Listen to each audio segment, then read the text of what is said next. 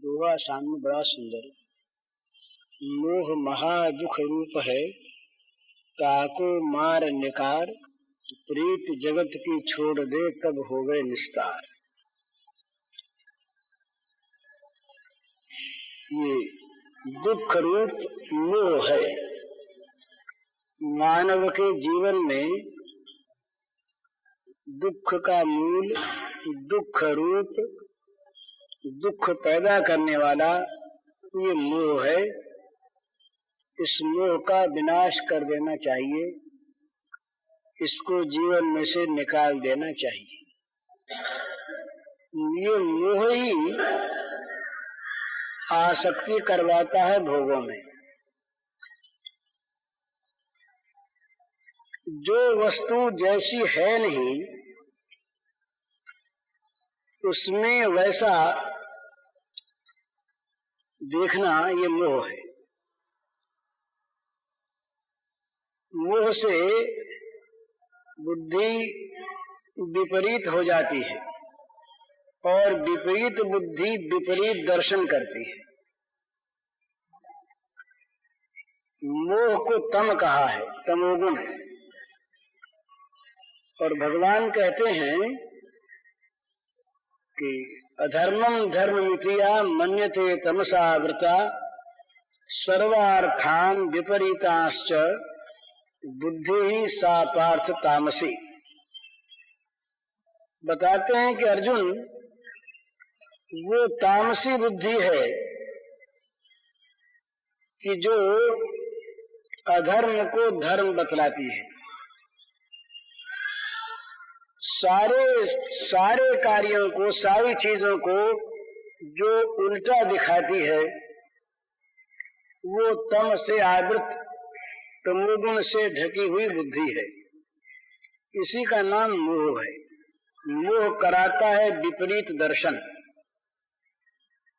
जगत में कहीं पर सुख सत्ता नहीं है सच्चिदानंद घन परमात्मा को छोड़कर। उन परमात्मा को भूलकर जगत में, जगत के पदार्थों से सुख सत्ता की कल्पना करता है, ये मोह है। भगवान में ही परम सुख, परमानंद, परम शांति है। इस बात को भूलकर जहां केवल आग धधक रही है, जहां निरंतर अशांति और दुख है, वहां सुख की कल्पना कर रहा है, ये मोह है। तो अपने कल मोही की बात हुई थी। मोह गए बिनु राम पद, होहिन दुह अनुराग, भगवत चरणार विंद में अनुराग तब तक नहीं होता जब तक ये मोह रहता है। तो मोह का नाश ये अत्यंत आवश्यक है। मोह के नाश के लिए ही जीवन की गति को भगवान की ओर मोड़ देने का प्रयास करना है। ये दोनों अन्योन्याश्रित है। भला भगवान की ओर जीवन की गति होने पर ही मोह का नाश होता है और वास्तविक मोह का नाश होने पर ही भगवान की ओर गति होती है। दोनों एक दूसरे के सहायक हैं। तो दोनों में कोई एक क्रम नहीं। किसी किसी के पहले मोह का नाश आरंभ होता है, फिर भगवान की ओर गति होती है। किसी किसी के भगवान की ओर गति होने पर मोह का नाश होता है। लेकिन इनमें सहज चीज है भगवान की ओर पहले गति करना। ये गीता में भी और पातंजल योग दर्शन में भी वैराग्य का क्रम पीछे है, अभ्यास का पहले है। अभ्यास वैराग्याभ्याम तन्निरोधः, ये योग दर्शन का सूत्र है। अभ्यासेन तु कौन्तेय वैराग्येन च गृह्यते। मन का निग्रह अभ्यास और वैराग्य से होता है। तो अभ्यास पहले, वैराग्य पीछे। इसमें कारण है, भगवान जो हैं ये ठोस हैं, भगवान में पोल नहीं है। इसीलिए इनका एक नाम कूटस्थ है। घन की तरह से, जिनमें कहीं पोल नहीं, सारा का सारा भगवान का, भगवान से परिपूर्ण। पूर्णस्य पूर्णमादाय पूर्णमेवावशिष्यते। भगवान की पूर्णता का वर्णन उपनिषद करते हैं कि पूरे में से पूरा निकाल लिया जाए तब भी पूरा बचता है, पूरे में से पूरा निकाल ले तब भी पूरा बच रहे। इस प्रकार भगवान नित्य पूर्ण है, ठोस है। तो ठोस में किसी दूसरी वस्तु का प्रवेश नहीं हो सकता। कहीं न कहीं पोल होने पर दूसरी वस्तु उसमें समाती है, नहीं तो अन्य वस्तु समाती नहीं। इसीलिए भगवत दृष्टि से भगवान का निश्चय होने पर इस जगत में भी फिर भगवान के सिवा कुछ दिखाई नहीं देता, क्योंकि है नहीं। ये भगवान में जगत समाया नहीं है, हमारी दृष्टि में जगत बना है। तो भगवान है सॉलिड, बड़ी बड़ी वो घन चीज है। तो क्या करे, जैसे किसी जमीन में कोई घड़ा, उसके अंदर जमीन में पाटा हुआ हो,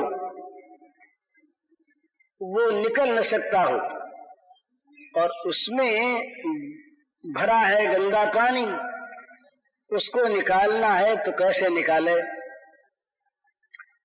तो उपाय क्या करे कि उसके अंदर शीशा जला के भरना शुरू कर दे।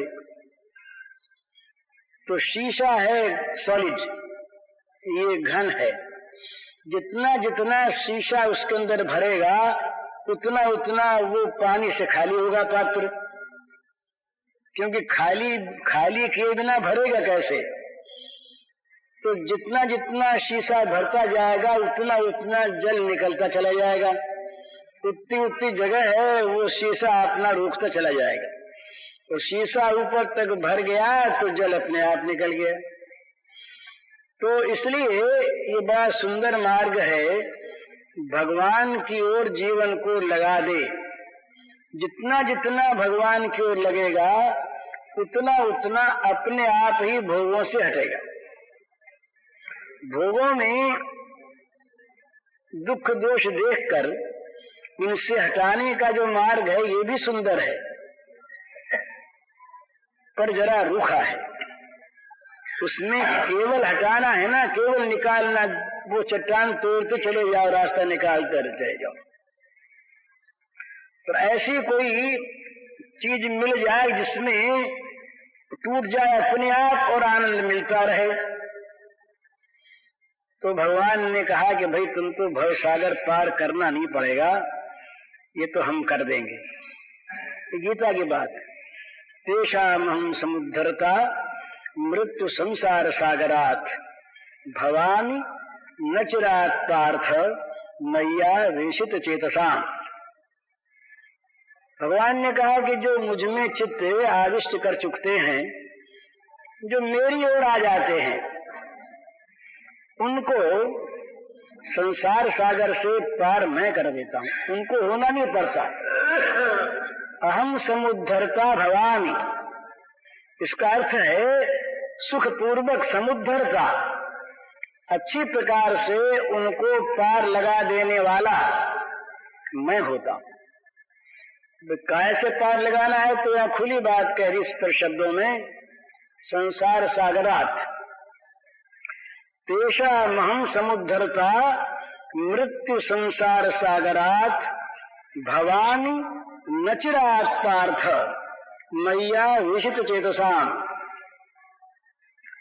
ये बड़ा सुंदर प्रसंग है। एक आदमी तैर कर पार होता है, गंगा है, गंगा को पार करना है। एक आदमी तैर के पार हो, यदि उसको तैरने की कला ठीक ठीक याद है, यदि उसका दम नहीं टूटता, और यदि वो रास्ते में विघ्नों से, जल जंतुओं से, भंवरों से, जोर के प्रवाह से बचकर निकल जाता है तो निश्चय पार हो जाता है, कोई संदेह नहीं। पार होगा, पर कठिनता है। तो एक आदमी ऐसी नौका में सवार होकर पार हो जाए जो तुरंत ले जाए, टकराने डूबने का भय न हो, और साथ साथ उसे किसी ऐसी वस्तु का संग बना रहे जो निरंतर मन को, इंद्रियों को भी आनंद देता रहे। तो भगवान ने कहा अहम समुद्धरता भवामि। बड़ी सुंदर चीज। संसार सागर से इस पार नौका लेके भगवान आ जाते हैं, नहीं तो पार कैसे करें? उस पार हो तब तो पार करने का स्वारस्य होता नहीं।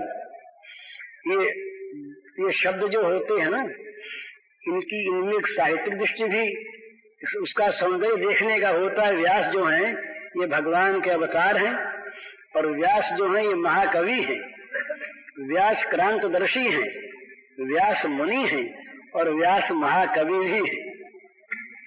तो उनका एक काव्य सौंदर्य है, काव्य सौंदर्य।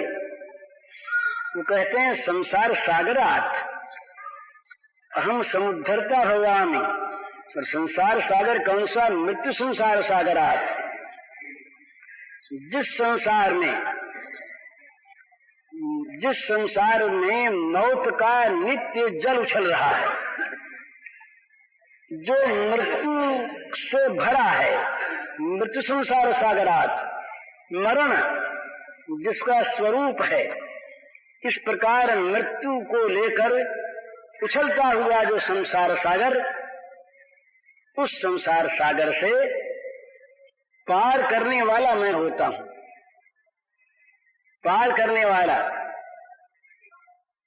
तो पार किया जाता है इस पार से उस पार।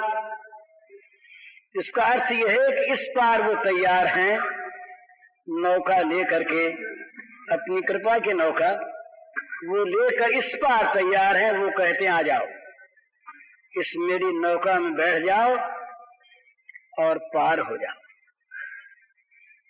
तो भाई इस नौका में बैठने से क्या होगा?